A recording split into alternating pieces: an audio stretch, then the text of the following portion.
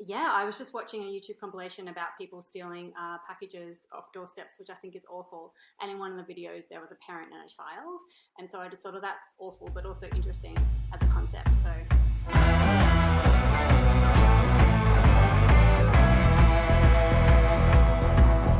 yeah, sure.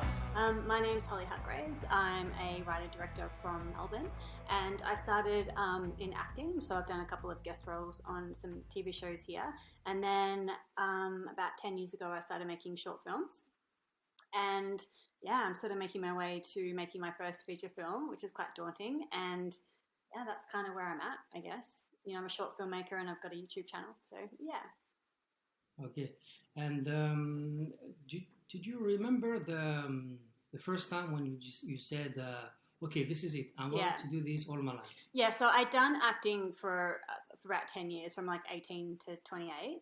And then I wasn't really getting anywhere. And I got pneumonia and I had to go back to my parents' house in the country and live there for like a year. And I don't know, it was just there that I decided that I was going to go back to Melbourne and start making short films and not give up until I broke through. And I don't know, yeah. So I kind of just see myself doing this until I'm like 80. I would hope to like sort of be little bit more successful in the future, but if I'm not, like that's okay as well. I just really love creating stuff. So yeah, Yeah, yeah. I can relate to that because it's at some point you're you're you're independent as a filmmaker. You can decide which way you want to go, but in the other hand, as an actor, you depend on other people, and basically you wait for the phone call or the email, you wait for from the others, and that's not healthy. I think. I think and you have to question yourself and to move on. That's I can relate to that. With what you said. Yeah, yeah, have for you sure. have you been to the film school? No, I didn't go to film school just because I feel like I started quite late, and 28 is not late, but like I felt like I had started late. And so I just sort of started making things. And I feel like you don't really need a film school, and I might be a little bit biased because I didn't go, but at film school you just do the same thing, you just make things, right? So I didn't go. Yeah. Did you go? Did you go to film school? No, only for the drama class as an Oh yeah, actor. yeah, yeah. The usual stuff, and basically I just observed from on set, from different projects, from short films, and I ask a lot of questions, out of curiosity, and there is YouTube. And a lot of things on online, you can learn from them, and the tutorials or stuff like this are really amazing.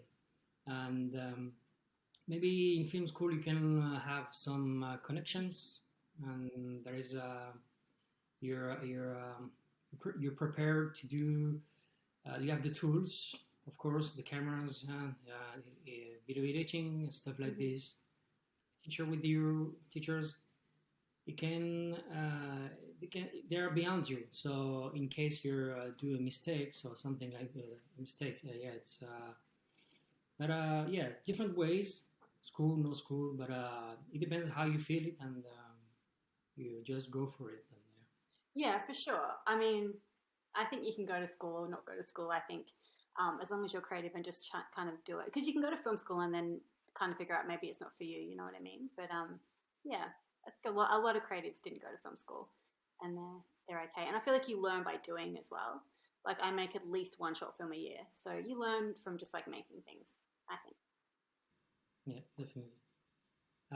What is your last project, and how did you get inspired? The last thing I made was a short film called Lolly and Pip. It's on my channel, and I play a criminal mum who steals Christmas packages off strangers' doorsteps with my daughter. They're called Porch Pirates, and I really love it. Like I don't know, I'm really proud of it, and because sometimes when I make short films, I kind of rip it apart in my head, but I really like this one, and Yeah, I was just watching a YouTube compilation about people stealing packages off doorsteps, which I think is awful. And in one of the videos, there was a parent and a child. And so I just thought, that's awful, but also interesting as a concept. So that's the last thing I made. And I made it in July and I just posted it just recently. So yeah. Okay, I will share the link and Oh, thanks. Yeah. Cool. below the interview, so it will be Awesome. helpful for people who want to be to get interested to see Yeah. your work. Yeah, I'll do Cool. that. And how did you prepare for this film? It took so long, or No, like, so I wrote it on a Saturday and then we shot it the next Saturday, which is crazy. I've never really worked that fast before, but I feel like when I don't overthink things, I like my work better. So I just found a student DP who was volunteer, and I found him on Star Now, and he brought some of his friends from school. So it was a small crew, it was like 3 people.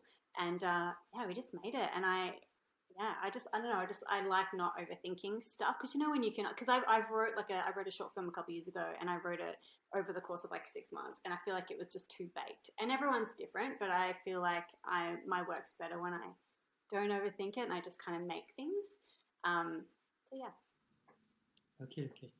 And how was the which camera did you use and the video editing? We shot it on a black pocket magic, and yeah, I usually shoot things on Reds or Sony. So this is my first time that we shot on a black magic, and I liked it. I really liked the images. I think it's great. Yeah, you get some beautiful images. I think very Yeah, for sure. cinematic. I think, right? Yeah.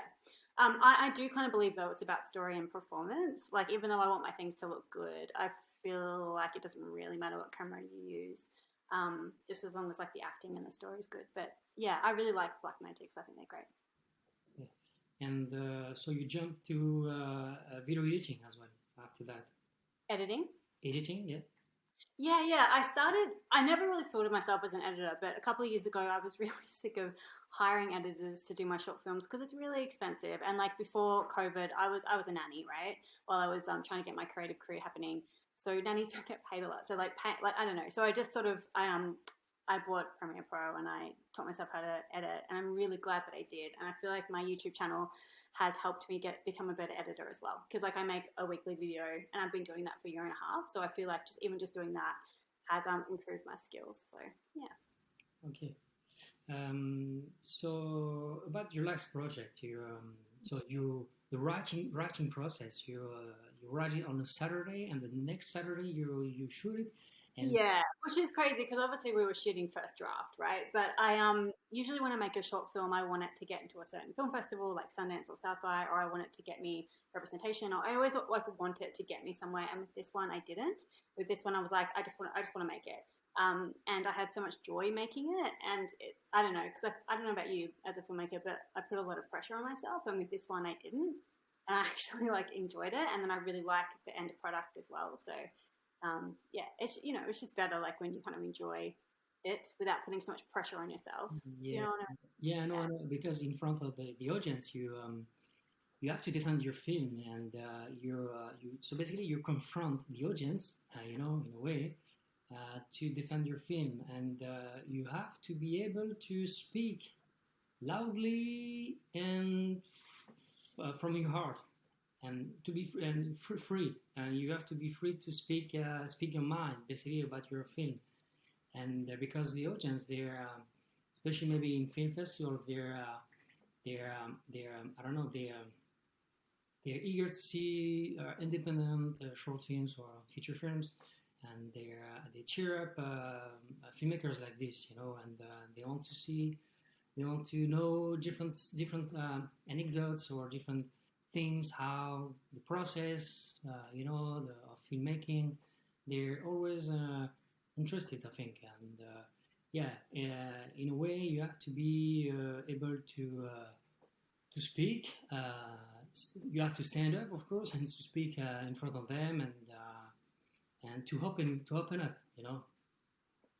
That's it's not it's not it's not sometimes it's not great, but you have to be able at some point to enjoy what you did. Okay, I enjoyed making this film, and then I'm going to show you this film, and it's a long process. But yeah, if you show it online on via YouTube, it's kind of different reaction, I think. Uh, yeah, Yeah, for sure. I mean, I have been obsessed with film festivals for like the last 10 years. And it's really only recently that I've kind of realized that there's an awesome audience online. And even though like I still do have film festival goals, like I'd love to make Sundance. Um, I don't know, like, because with Lolly and Pip, I put it straight online instead of doing like the festival circuit. Because I think there's an audience, like people want to watch short films. And my most viewed video on my YouTube channel is a short film I made called Run. It has like over 3 million views, and like can't really get that at festivals. So I love film festivals, but I think I'm just starting to realize that they're not the be all and end all, and putting your stuff online is just as valid. So that's just kind of something that I'm realizing. yeah.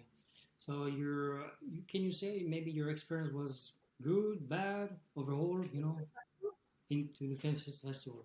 Oh, I love, yeah, no, no, no. I love film festivals. Like I'm obsessed, absolutely obsessed with film festivals. I got into a film festival in Australia called Trot Fest, which is one of our biggest ones, and that's one of the best experiences I've ever had in my whole life. Like it's so much fun. And yeah, no, I definitely love film festivals. I just think that I've been so obsessed the last 8 years or 10 years or whatever that I'm just starting to realize that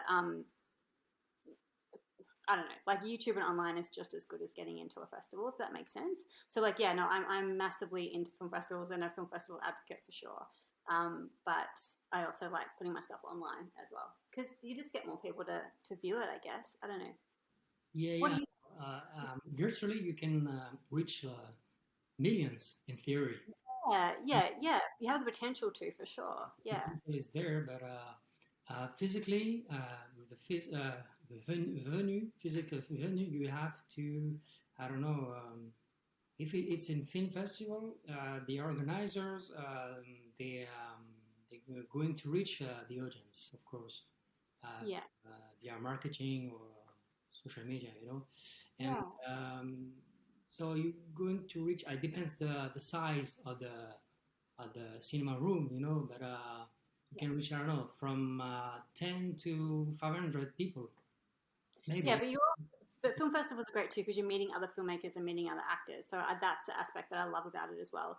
You're sort of networking with that, sort of trying. So yeah, I think that putting your film on the internet or putting into film festivals, they both have their positives for sure.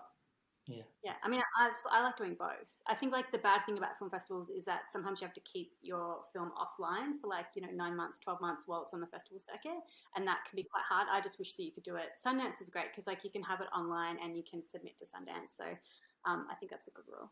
yeah, but there is a trick for that. You can, I don't know if you know, you can unlisted your video, your film on YouTube, for instance. Hmm. Instead to put it on public, you just unlist it, and they will be you can share it to your Yeah, friends, or your yeah, you won't be on the the filter for the list of if you search on YouTube your film, it won't be there. yeah, So it's a it's a trick. Yeah, yeah, for sure. use for the future. um, can you tell me about the sound, music, and maybe the lighting as well on set? Yeah. Oh wow. Just for my latest short film. But yeah, short, your last short film, or maybe all of it. Yeah, you can. I used to with music. I used to hire people to give me original songs, and then I just sort of started to realize that that costs money, and I've I don't know with my last short film Lolly and Pip, I just went on Music Bed because I've got a subscription, and so I needed Christmas music, so I just used Christmas music from there. But so yeah, I just think you should use whatever you've got. Like if your brother's in a band, use that. If you can afford to hire someone for original music, do that. But yeah, I don't know. And with sound, like with sound design, I'll hire a professional sound designer because I think sound's really important. And yeah, but I'll always edit it myself, and then I'll hire like a color grader as well. Yeah, okay. Yeah. And there's no what is I have to tell you, I don't remember right now. Okay, if it comes, I will tell you. I don't remember, but yeah. So sound music, of course, it's I think it's a part of a storytelling to reach emotions, stuff like this. Yeah, yeah, it's a part of a process. I couldn't agree more. Yeah, for sure. One of my short films run the horror one that's got 3 million views. I hired an original, like someone to do original sound, and everyone comments, like in the comments, like all the comments are about the music, like saying how intense it is. Like, so yeah, music's super important, I think, to kind of help tell the story for sure. Yeah, definitely. Can you tell me your best experience on set? Do you have some anecdotes, maybe? Well, my latest short film was probably one of my best experiences on one of my sets. It was just really chill. Like there was like 3 or 4 people. I had a child actor as well, and she was so professional, but also just really fun. And she was such a good actress. Like she was awesome. And I don't know, like it was really fun. We had 2 days shooting, and nothing went wrong.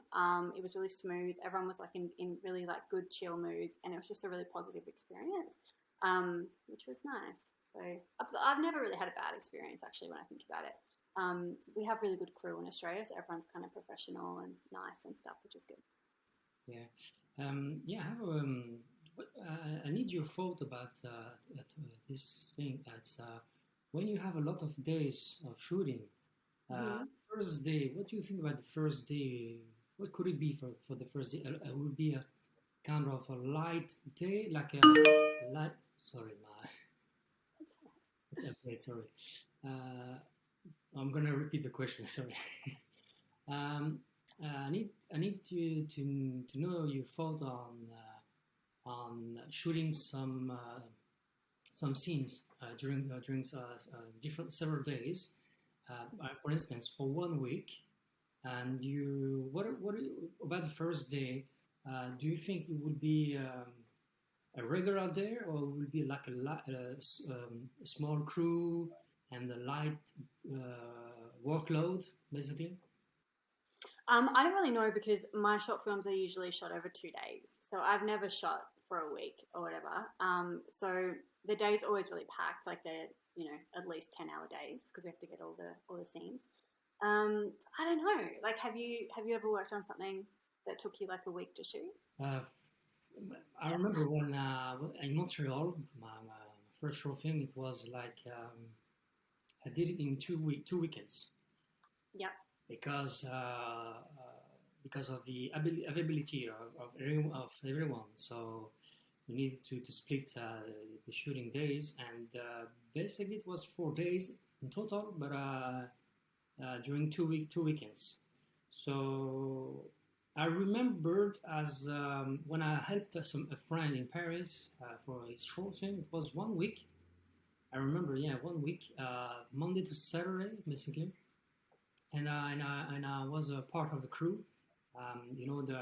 There's the boom operator for the pod and for the sound, and we were in like a group of people working together. We were sleeping in the same house and going back working, and it was pretty intense. I could say that, and fun, but very much intense because I don't know. It's a lot of people there. They Yeah, bring for their sure. personality, and their personalities and different. I don't know. They're here to work, of course, and Mhm. voluntarily, of course, as volunteers. It was pretty intense in many ways. Yeah, I can imagine. How long was the short film then? If it was a week, was it like a 20-minute short film or something? So it was in the end, the duration, it was the runtime, it was 26 minutes. Uh, Okay. uh, Yeah. we shot it in yeah 1 week basically, and it was a drama, a pretty intense story, and Mhm. yeah. So yeah, it depends on the complexity of each film project, and you have to set up different things in the pre-production, of course. Yeah, for sure. Also, like filmmaking, like is hard. It's not like it's easy. Like you said you were tired and stuff. Like doing like a week it's a lot. Like I'm like every time I shoot 2 days, I'm so exhausted afterwards. Because it's a lot of work. Yeah, But then you have this film afterwards, and I don't know, it's just kind of worth it. yeah, yeah. Of course, you need to get people, put people together, in the same place, and to do the job. And Mm. sometimes you need to the element to the element to the chemistry, uh, Yeah, yeah. because uh, 2 days it's alright, but 1 week, or can you imagine 2 months for a feature film or stuff like this. It'd be a lot for sure. Yeah, it's a lot. It's a lot. It's not like a day job, the 9 5, but Yeah. you have to work permanently. But Mm. you have to be able to put your ego aside and work for your craft and to just yeah. So it's as a filmmaker, I think you have to manage the different elements, the organization, people, and logistics. The logistics. Mhm. This is And like problems happen as well. Like you lose a location, or a castle can just bail on you like the day before or whatever. Like there's problems and stuff that happens all the time. That's why I felt really lucky with my last short, because nothing went wrong. Like it was really smooth, and I was really grateful for that. But yeah, it is really tiring and exhausting, and you do have to be a problem solver, especially when you're directing and producing. It's a lot. I can't even imagine doing a feature film. Like it would be so much work. But yeah, yeah. yeah, yeah, but it's you need I don't know, like so you need to outsource your some activities. I don't know. Some filmmakers they have an assistant Mm-hmm. for the production, and it can be helpful. Because in Canada I was acting. I was an actor and was directed. It's very difficult It's a lot. because yeah, I needed to be very focused on the character, and not to zone out or something like this with the different settings on set. And I Mm-hmm. and I let my assistant to do all the job. I briefed her, of course, before, and sometimes it's difficult because you don't want to lose your character, and you don't want to mess up with the camera settings or stuff like this, and the light and the location problem. The sun is here or the rain is coming or stuff like this. Yeah, I know. I feel like I'm always losing light. And I'm always worried about sound when I'm shooting too, because it's always really loud. But I don't know. I guess they're quite common problems, and you just push through them and hope that it works out. But that's the fun of it too. 'Cause you don't really. It's so unpredictable. You just kind of have to like be willing to like change if something like goes wrong, and that's the fun of it. So, I think. But yeah, I definitely think that making a feature film is different to making a short, for sure. Yeah. Okay. Do you have some other anecdotes or for now? Oh, not off the top of my head. Do you know what? I bet you any money I think of a really funny one at like 2 o'clock in the morning. I can't really think of any other ones. That's all right. If you remember, you tell me. You raise your hand. Hey, have an anecdote. Okay, no worries. Okay, right. You always wanted to do this job, or do you, or okay, you always wanted to do this job, right? And Yeah, when I was 11, I knew that I wanted to be a writer and an actor. But I tried acting first, and it didn't really kick off. And then when I started making shorts, I sort of started to just get a little bit more momentum and sort of a little bit further than with acting. And the best thing about making your own stuff, as you would know, is that you can just put yourself in it. So yeah, I'm still acting. But yeah, it is. It's all I've ever wanted to do. And like a lot of people, like a lot of creatives, I do a lot of like shitty day jobs just to get by. And it's my goal to kind of make this my full-time career, and I love it, and I feel like I'm in it for the long haul. I really do feel like I'm going to be doing it when I'm at 70, so hopefully I don't lose like the passion. But yeah, Okay. And how can you find the balance with your, I don't know, with your filmmaking and Yeah. your private life and different elements? You can different elements of the life.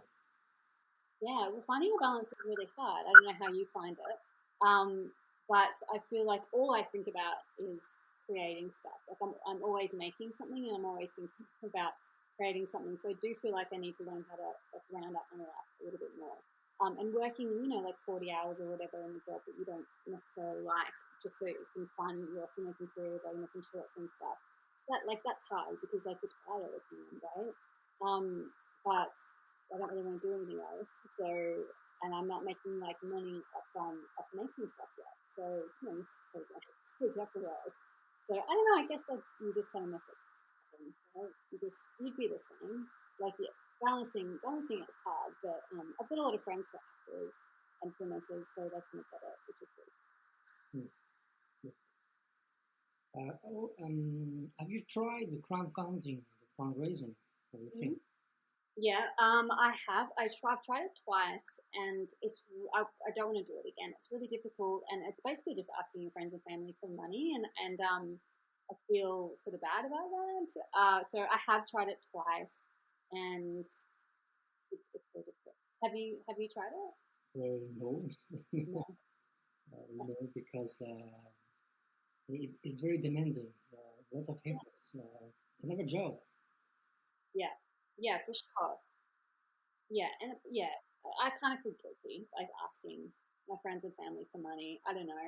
So I've tried it, but I probably wouldn't do it again. I did get a grant from Screen Australia, which was great a couple of years ago to make an adult animation, and that was awesome. Just not to have to pay for it myself for once was great. So yeah, Okay. Yeah, it's another way. It's another way to grow your budget, but you don't have to depend on it because it's yeah, you have to basically to beg from friends or family that it will work for your first project, for your first campaign, and it won't last for the rest of for the future projects. Basically, that's a trend I think. But I don't know. yeah,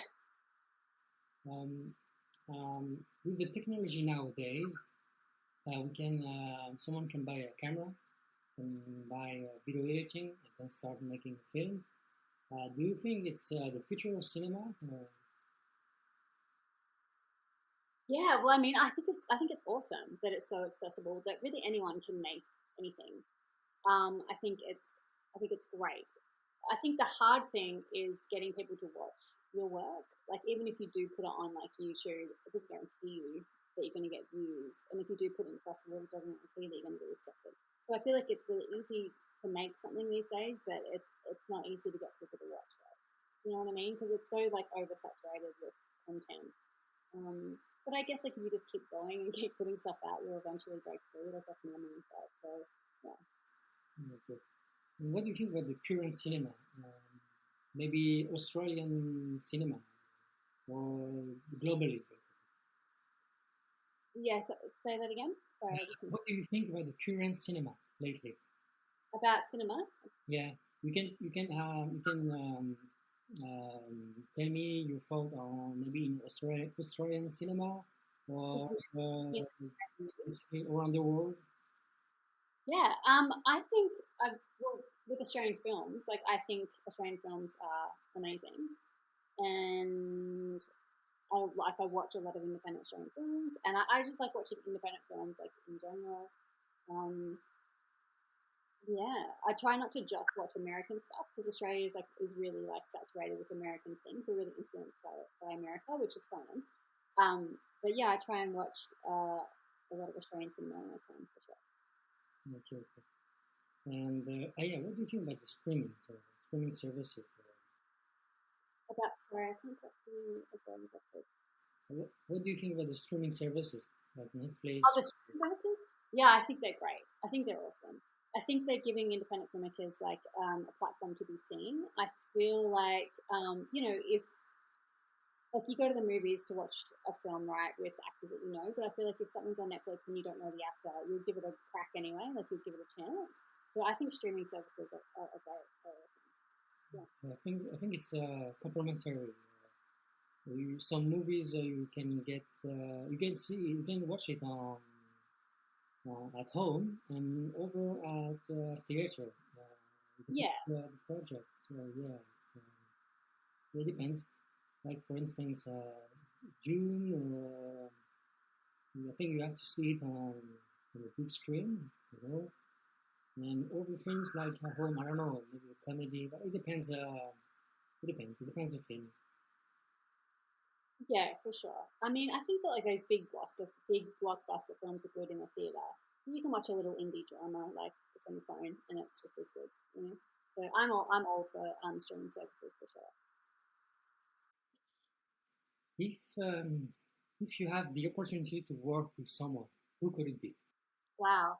Oh wow. I don't know if you've heard of him, but there's an Australian director called Nash Edgerton.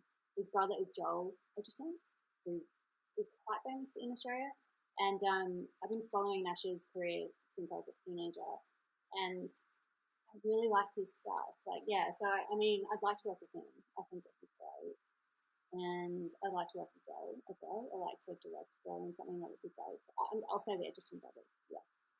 Okay. Yeah, do you have other choices, or maybe I don't know, in Europe or America, maybe? Anyone in Europe and America? You can dream. Oh, I probably do. I probably have like a million. I just can't really think of any. I really liked Lynn Shelton, who was a female independent filmmaker, but she passed away a year ago, which is really sad. I really loved her. I think she was great. And I can't really think of anyone at the top of my head. Have you not heard of Nash and Joel Edgerton? No, no. Um, yeah, I don't know. I'm sorry. I Right. yeah. That's all right. Um, There are too many. There are too many. If yes. you ask me the question, I will, Do you yeah, know? I will say maybe a few names today, but tomorrow Yeah. will be different names. You know, Oh, okay. they're all great working actors, actresses, uh, Yeah. or the directors. It could be as an actor. You know, it depends the opportunity, of course, and the project. But it would be very interested to combine different styles, you know, of acting and directing, and Yeah. yeah, to see different, I don't know, different great projects, you know. Yeah, for sure. I mean, there are a million of talented actors and directors and stuff out there. It's hard just to think of one or two. But I do like Catherine Hahn. She's American. She's an actress. I don't know if you've heard of her. She's sort of more of a comedian. She's brilliant. I love her. But yeah, I guess I've never really thought about who I want to work with because I'm still making shorts. So I should probably have a few more looking about it. Like, what do you wish as a filmmaker in the short, mid, and long run? Like, what do I want in the future? What do you want? Yeah, basically in the future, in the near future, and the 20 years in the 20 years future. Yeah. I really want to make a feature film. That's definitely on my list. I'd love to write and direct a TV show that does well, and I would like to just be creating and be happy. But I also would love to eventually get paid to create as well. So because it's hard, as you would know, like to keep making shorts and sort of not really getting I don't know, like pay for it. And I know it's gross to talk about money, but I would love to just be able to live off my art, right? I mean, that's the dream, that's the goal. I think for a lot of creatives. So yeah, I hope that in 20 years I'm still making things, and I hope that I'm making a living from it. And I hope that people are liking my work, that I've broken through just a little bit more. So yeah. Okay. Okay. All right. Which tips can you give to someone who's gonna start? Yeah, I mean, this is going to sound really cliche, but just start. And if you hate your first short film or it doesn't do well, it doesn't get into a festival and no one watches it on YouTube, like, don't worry. Like, just keep making things. Because I feel like the more things you make, the better you get. And the more things you make, you eventually find your directing voice. And I feel like it's important to kind of like to find your directing voice, just because everyone's directing voice is different, and it's what's going to make you kind of stand out. So yeah, my advice would just be just to start, just to do it, even if you don't have money or whatever. Just everyone says it's like grab a phone and just sort of shoot. So yeah, and I think they're having like self belief as well. You know what I mean? They're just having like belief in yourself and just keep going, because it's not easy. Like it is quite hard. And if you love it, just kind of keep doing it. Okay. Which movie or series did grab your attention lately? I really like the Animal Kingdom series on Netflix. Have you seen it? Which one you said? Animal Kingdom. I've heard about it. Is it also? Yeah. So there was an Australian film called Animal Kingdom back in 2010, and it won Sundance. And then they made a TV show about it, and so I've been watching the TV show, and I'm just good. I think it's really good. It's about criminal brothers. You should check it out. It's really good. So I'm watching that in the latest series.